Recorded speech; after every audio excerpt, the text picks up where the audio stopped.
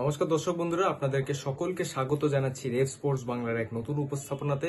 এবং প্রথমতই দর্শক বন্ধুরা, আপনার সকলে ভালো থাকবেন এবং সুস্থ থাকবেন, কারণ এখন যে দুর্যোগের পরিবেশ, এখানে কিন্তু সচেতন থাকা খুবই জরুরি। আপনারা যখন রাস্তায় কাজের সূত্রে বেরোবেন, তখন কিন্তু যেসব ল্যাম্পপোস্ট আছে, ল্যাম্পপোস্টের পাশে যদি জল জমে থাকে, সেখানে অবশ্যই যাবেন না, সেখানে পা দেবেন না। আপনাদের কিন্তু বিদ্যুৎ স্পৃষ্ট হওয়ার একটা চান্স থাকবে। এবং আপনারা সকলেই জানেন যে পুজো আর কিছু দিনের মধ্যে, এবং সেখানে প্যান্ডেলের কাজ শেষ হয়ে গেল, কিন্তু এই ইলেকট্রিকের কাজ অনেক বাকি আছে। রাস্তায় লাইট জ্বালানো হচ্ছে, অনেক হোর্ডিং বানানো হচ্ছে ডিজিটাল, সেখানে কিন্তু ইলেকট্রিকের কাজ অনেক অসম্পূর্ণ কাজ আমরা দেখি ল্যাম্পপোস্টের কাছে। সেখানে একদমই যাবেন না। এই কিছুদিন যেখানে বৃষ্টি হচ্ছে, সেখানে কিন্তু অবশ্যই একটুখানি সচেতন আমাদের সকলকেই হতে হবে।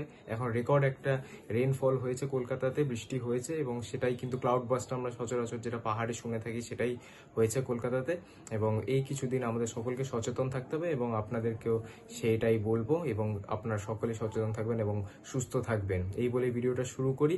আজকে আমরা কথা বলবো আসন্ন সুপার কাপ নিয়ে একটা টপিকে, যেখানে কিন্তু মোহনবাগানের একটা চিঠি গেছে এআইএফএফ এর কাছে। সেই চিঠিতে অবশ্যই কি লেখা আছে, কি মোহনবাগানের আবদার বা মোহনবাগান কি চেয়েছে, সেটা অবশ্যই আপনাদেরকে বলবো। কিন্তু সুপার কাপ নিয়ে যদি একটু কথা বলে নিই, তাহলে অবশ্যই আপনারা জানেন দর্শক বন্ধুরা যে ওড়িশা এফসি ছাড়া প্রত্যেকটা আইএসএল টিম কিন্তু সুপার কাপ খেলছে। মোহনবাগান একদমই এই বছরের সুপার কাপটা খেলছে। পাশাপাশি আই লিগে কিন্তু 4টে টিমও এই সুপার কাপ খেলছে। গোকুলাম কেরালা, রিয়াল কাশ্মীর, ইন্টার কাশি এবং রাজস্থান ইউনাইটেড, তারা কিন্তু এই সুপার কাপ খেলছে। পাশাপাশি আইএসএল এর ওড়িশা এফসি ছাড়া প্রত্যেকটা দল খেলছে। 16টা টিমের এই টুর্নামেন্ট হবে অক্টোবরের 25 তারিখ থেকে। কিন্তু মোহনবাগান আজকে একটা চিঠি পাঠিয়েছে এআইএফএফ কে। সেখানে কিন্তু মোহনবাগান কনসার্ন রেস করেছে যে এই টুর্নামেন্টে যে ফরেনার খেলানো হবে, সেই ফরেনারের যে কোটা হোক বা সেই ফরেনার যে সিস্টেম হোক, সেটা খানিকটা হলেও চেঞ্জ হওয়া দরকার। আমরা আইএসএল এ যে সিস্টেম দেখে থাকি 4+2 সিস্টেমে খেলানো হয়। প্রত্যেকটা টিমে স্টার্টিং 11-এ 4টে ফরেনার থাকে এবং বেঞ্চে 2টো ফরেনার থাকে। কিন্তু সুপার কাপের নিয়ম আপনারা জানেন বন্ধুরা, যে বেশ কিছু বছর ধরে কিন্তু 6টা ফরেনারই স্টার্টিং 11-এ থাকে, এবং সেভাবেই প্রত্যেকটা টিম নিজেদের টিম নামায়। কিন্তু মোহনবাগান এখানে একটা পয়েন্ট রেজ করেছে যে গত যে ইন্ডিয়ার এএফসি এশিয়ান কাপ কোয়ালিফিকেশনে ম্যাচ ছিল হংকং এর বিরুদ্ধে, তারপরে যে দুঃখজনক পারফরমেন্স ছিল টিম ইন্ডিয়ার, তারপরে কিন্তু কল্যাণ চৌবে একটা প্রেস কনফারেন্সে বলেছিলেন যে আমাদের এই যে লিগ আছে বা আমাদের ডোমেস্টিক লিগের যে স্ট্রাকচার আছে, সেখানে ফরেনারদের সংখ্যা কমাতে হবে এবং ডোমেস্টিক প্লেয়ারের সংখ্যা বাড়াতে হবে। সেই পয়েন্টটাই কিন্তু মোহনবাগান রেস করে বলেছে যে এই যে পয়েন্টটা কল্যাণ চৌবে রেখেছিলেন বেশ কিছু মাস আগে, সেই পয়েন্টে কিন্তু সকল টিমের থাকা উচিত, এবং স্টার্টিং 11-এ কিন্তু 4টে থেকে বেশি ফরেনার খেলানো উচিত না। এতে যে ডোমেস্টিক প্লেয়ার আছে তাদের গেম টাইমের উপরে একটা এফেক্ট পড়ে, এবং কিন্তু একটা যে প্লেয়ার ডেভেলপমেন্ট আমরা করতে চাইছি, সেটা কোথাও না কোথাও এটাকে এখানে বাধাপ্রাপ্ত হচ্ছে। ডুরান্ড কাপের আগেও ঠিক কিন্তু মোহনবাগান এরকম একটা পয়েন্ট রেস করেছিল, কিন্তু তারপরে আলটিমেটলি মোহনবাগানও ফরেনার খেলাতে বাধ্য হয় এই ডুরান্ড কাপে।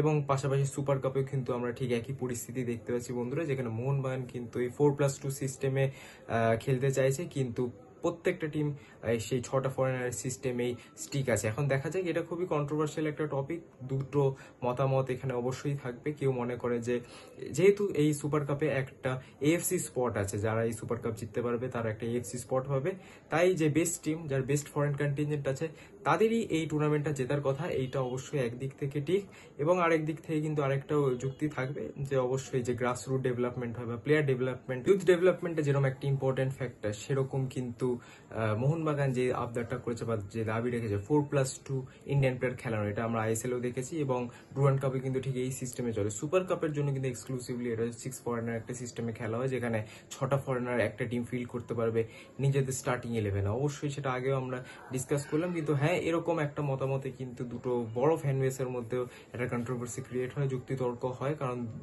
দুটো বড় ক্লাব যদি আলাদা আলাদা মতে চলে, তাহলে কিন্তু হ্যাঁ, আমরা এরকম সোশ্যাল মিডিয়াতে অনেক যুক্তিতর্ক দেখতে পারবো। কিন্তু বাস্তবে এটাই যে এআইএফএফ কিন্তু এই ডিসিশনটা কিন্তু সম্পূর্ণ এআইএফএফ এর উপরেই, তারাই ঠিক করবে যে কি হবে। এবং যেমনটা সুপার কাপ চলে আসছে বেশ কিছু সিজন ধরে, 6টা ফরেনার কিন্তু স্টার্টিং 11-এ খেলানো হয়, এবং সেখানেই কিন্তু সেই ফরম্যাটেই কিন্তু খেলানোর সিদ্ধান্ত নেওয়া হতে পারে। অবশ্যই মোহনবাগানের কিন্তু এটা একটা চাপের বিষয়, কারণ ওয়ার্কলোড ম্যানেজমেন্টের ক্ষেত্রে কিন্তু মোহনবাগান তাহলে অনেকটাই প্রেসারে থাকবে।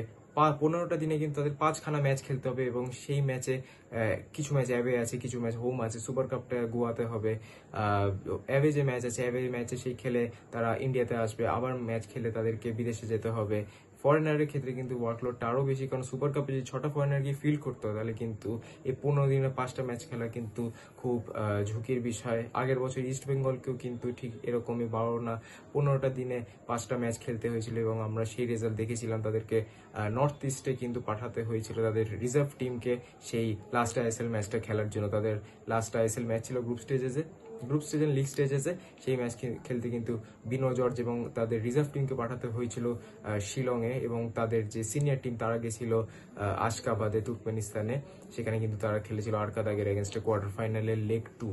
এবং এই ওয়ার্কলোড ম্যানেজমেন্ট কিন্তু মানে ম্যানেজ করা প্রচন্ড ডিফিকাল্ট হয়। 15 দিনে 5টা ম্যাচ খেলা কিন্তু কোনো রকমেই একটা টিমের পক্ষে সম্ভব হয় না। 3 দিনে অন অ্যান অ্যাভারেজ 3 দিনে একটা করে ম্যাচ, এটা কিন্তু খুবই হেক্টিক একটা বিষয়। রিকভারি থাকে, ফ্যাটিক থাকে, এইগুলো কিন্তু ম্যানেজমেন্টকেই দেখতে হবে। আফটারঅল যদি ফেডারেশন না দেয়, কিন্তু মোহনবাগান নিজেদের থেকে তাদের বেস্ট ইন্টারেস্ট চাইবে প্লেয়ারদের ক্ষেত্রে, তাই তারা এই 4+2 সিস্টেমের জন্য রিকোয়েস্ট করেছেন এবং দেখা যাক শেষ সিদ্ধান্তটা অবশ্যই ফেডারেশনের হবে। এরকম ডেভ স্পোর্টসের পর্দায় জুড়ে থাকতে ভুলবেন না। এরকম প্রতিবেদন আমরা আপনাদের জন্য আবারও নিয়ে আসবো। এবং সর্বশেষে যেই কথাটা প্রথমেই বললাম, আপনারা সকলেই সচেতন থাকবেন এবং সুস্থ থাকবেন এবং আত্মীয় স্বজনদেরও সতর্কিত রাখবেন। আপনাদের সাথে দেখা হবে পরবর্তী ভিডিওতে। ততদিনে ভালো থাকবেন, সুস্থ থাকবেন এবং নমস্কার।